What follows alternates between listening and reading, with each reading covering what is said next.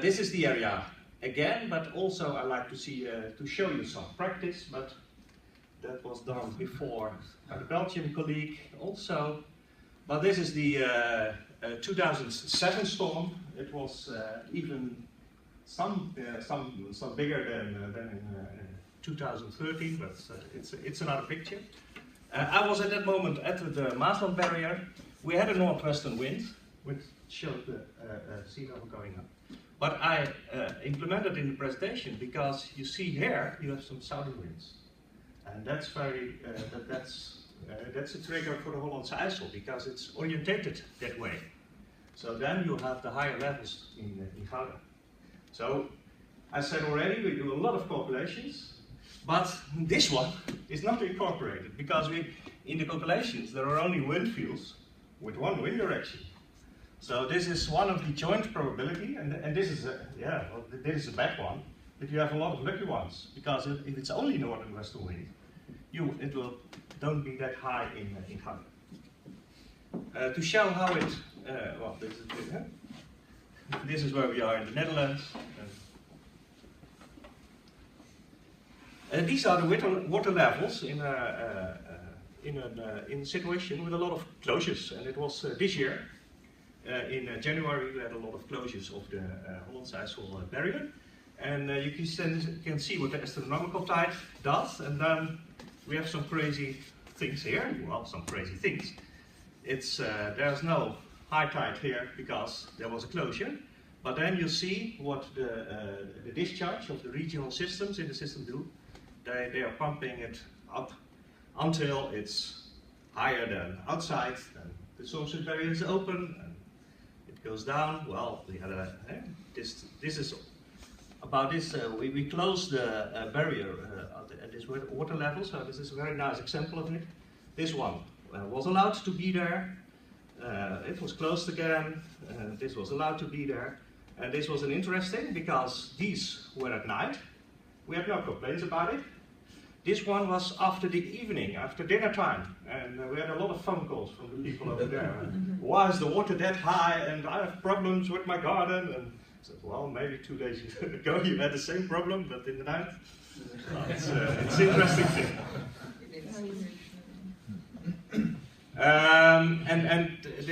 These are at the bridge in Gouda measured.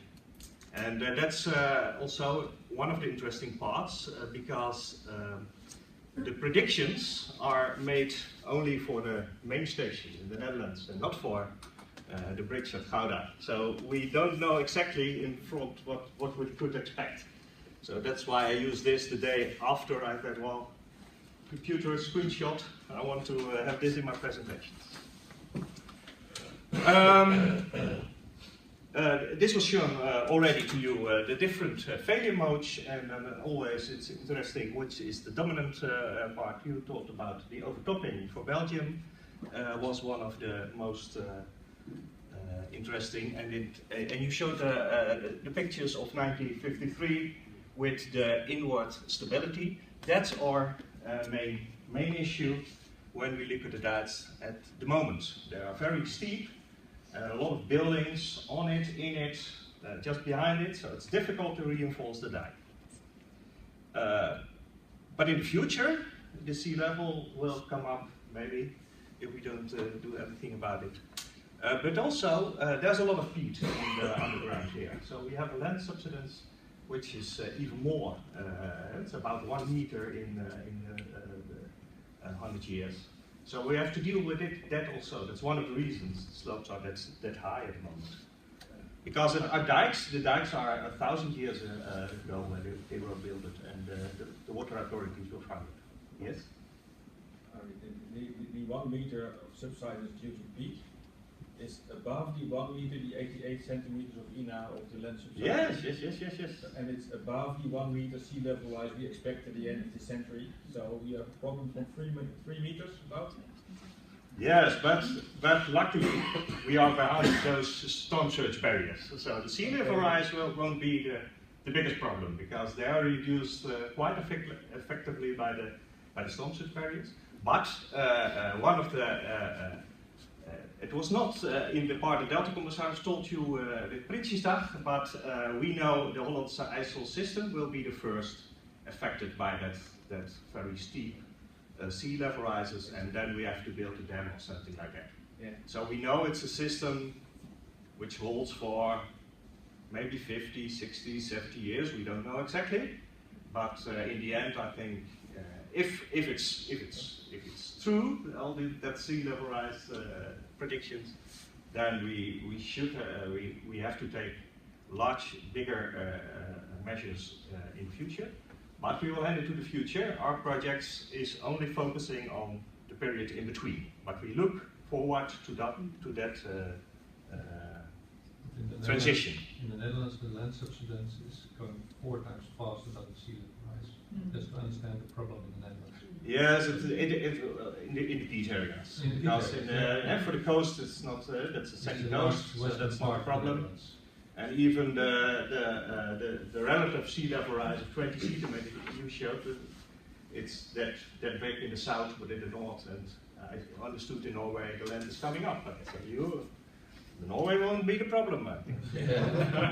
Oh, well, that's a problem for your funds. I won't tell it to everybody. We have also some other, we look to all the issues, and it's all in the probabilistic model and looking for the loads with the strength. But if as before, we're always looking for the dominant failure modes, the dominant pathways, because your measures are the most effective. So we look for them and we solve the problems over there also in the project. We have a budget of 200 million, so we can do something. Well, and then you have the receptor part of the model, but I have a question about that also, because when we want to prepare for flooding, and here we see how a flooding can start. It can start with some southern winds with a lot of rainfall and discharge into the system. And it's interesting also, because we're now with the National Water Authority and our Regional Water Authority, but our Regional Water Authority is only taking care of this system. But we have also the eldest water authority from of Rijnland. They're pumping the most water into our system, and we have the water authority of 6 Rijnlanden.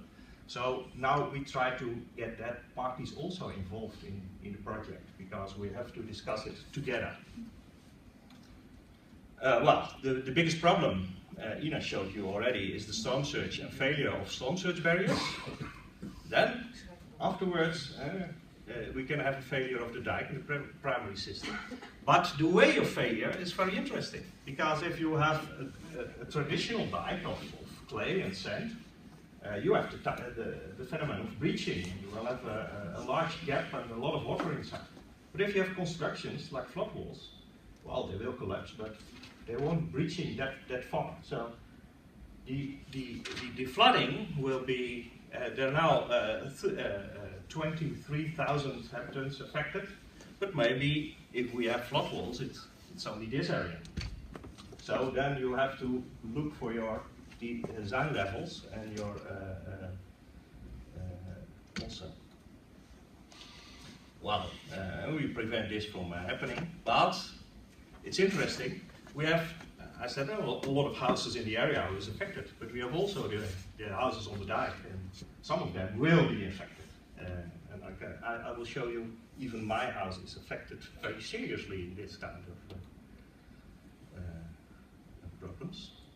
Well, this is the scope of the project. It's here is the city of Gouda. Here is the storm surge barrier, and these are the dikes we're looking for now.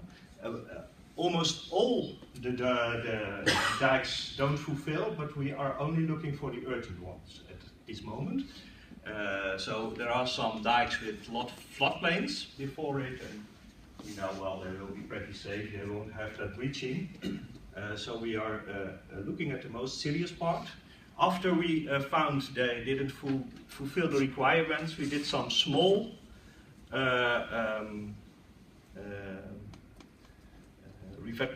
strengthening of the dikes in Capelle aan de IJssel and Moordrecht already, because it's That's a very, very populated area, large area.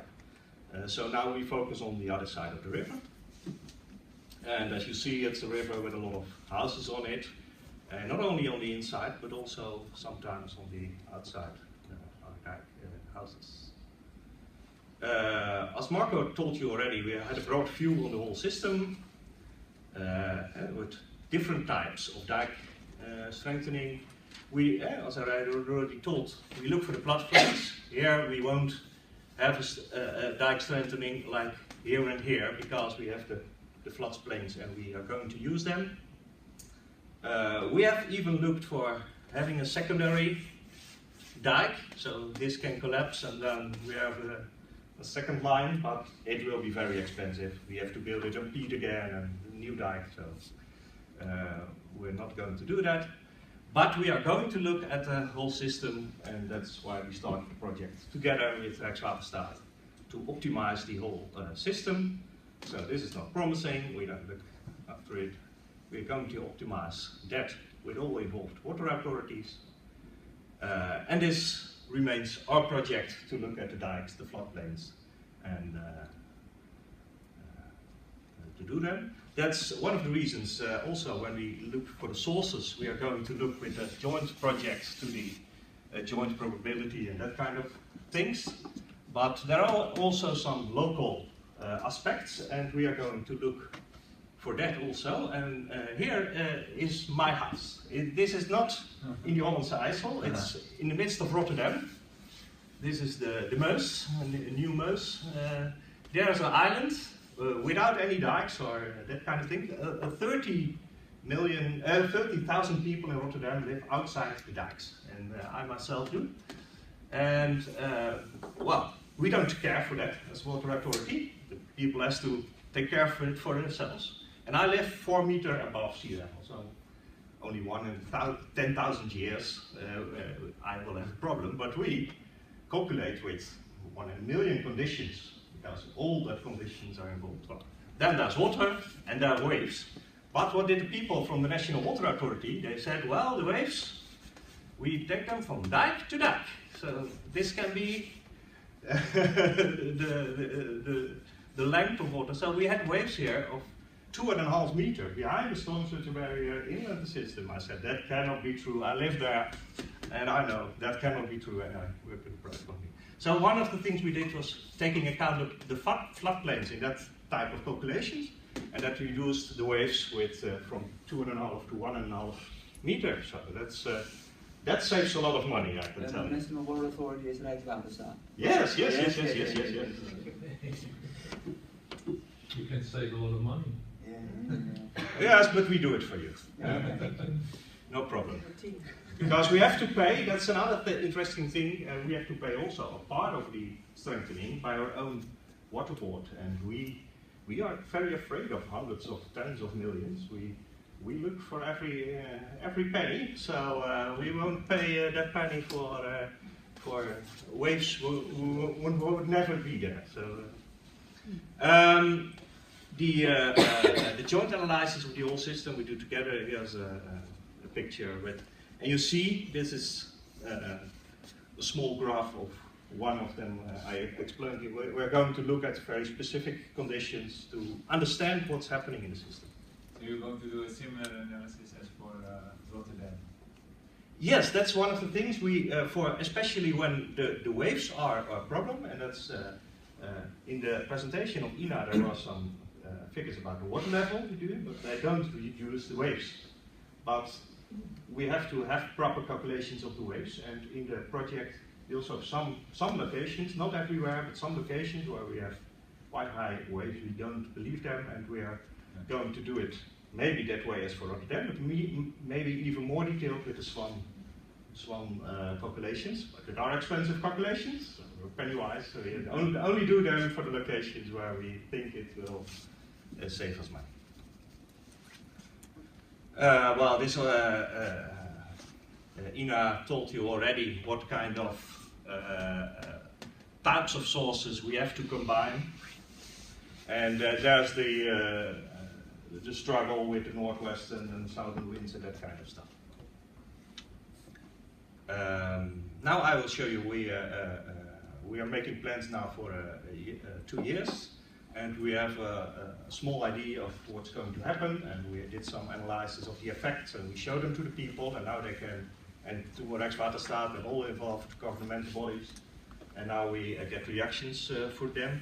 So we know, and I will show you what's a preliminary design at the moment. The red parts, it are mainly flood walls who can stand alone. And the green parts are the more traditional dike where we have space. So a lot of constructions we are planned at the moment. And the more yellow parts are where we can use the floodplains. In more detail, this is how we use the floodplains. Sometimes they are that high, so in most conditions there is no water on it and the inner stability will not that problem. Sometimes they are a bit smaller and we can hide them. And for the remaining parts, we have to decide if we are going to do this. We have to buy all that houses. And we have to buy them as a government, take them away and have that kind of dike. So that will be very, very expensive. We can do it this way to make a construction in the dike, so we don't need that many space, so we can save most of the houses, but maybe still we have to buy some. Or we can have a standalone flood wall. And one of the things we are thinking about, and that's, I hope you can think with us, is for how many years and when you do this and you have a traditional dike at the end, it doesn't have to be that high because as the beach, and you can hire it when you want. So you can design this for 20 years, and after 20 years you can come back and make it higher. It's not that problem. If you do this, the construction in the dike, well, maybe you have to design it for a longer period. And especially for this one, it's interesting because you see them already in the landscape at the moment, and I will show you a picture of that later. So you have to think about it well. Can we tell people that the water can come that high? So, well, this is the total of 10 kilometers. The most of them are the standalone flood walls. We use the floodplains where we can, and then we have some places where it's possible. There are not that many houses to make a traditional dike. It's normally our first what we want the most. And some it's cheaper to do a construction in the dike instead of a standalone flood wall. So this means at the end, oh no, sorry, we have to do the project. We have to spend 200 million, so that is going to the contractors, I'm afraid, for a lot of, and they're doing things like this. We have some experience with it because we have a lot of dikes with a lot of buildings on it. So this is done before on other parts. But for this dike, we hope at the end we will have a very nice river. But maybe this is for, and here is the same as with the boulevard in Belgium. The people from the municipality and who lives there, they don't want it too high. They say, well, this is nice, and so when you're a bicycle, you cannot fall in the river, so it's okay, go ahead. But if we build it that way, no, then we have to make windows in it or something like that. So the end, the height at the end, and this is not that sensitive to the land subsidence, and so it's very important we have an idea of how it will end up with this height. Maybe we can make it that way, so we can put on 1 meter later, but for now it's very important to have a good idea and a good story about how high we want to make. Because, well, I have some small comments on the receptor side. That's already done with all parties involved.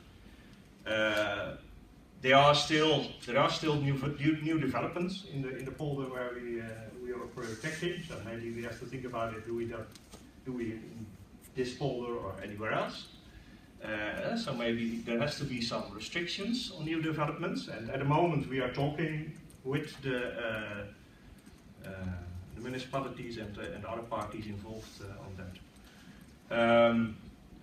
And there's also a thing when we know, and we knew it already when we had the national standards, with an open system, the flooding is 10 times more than with a closed barrier. So if there are more conditions with a closed barrier, the floodings will less severe, and so we can maybe reduce already the design levels for that. Yes. Yes, it's the end. And because we won't know any regret of decision making and money.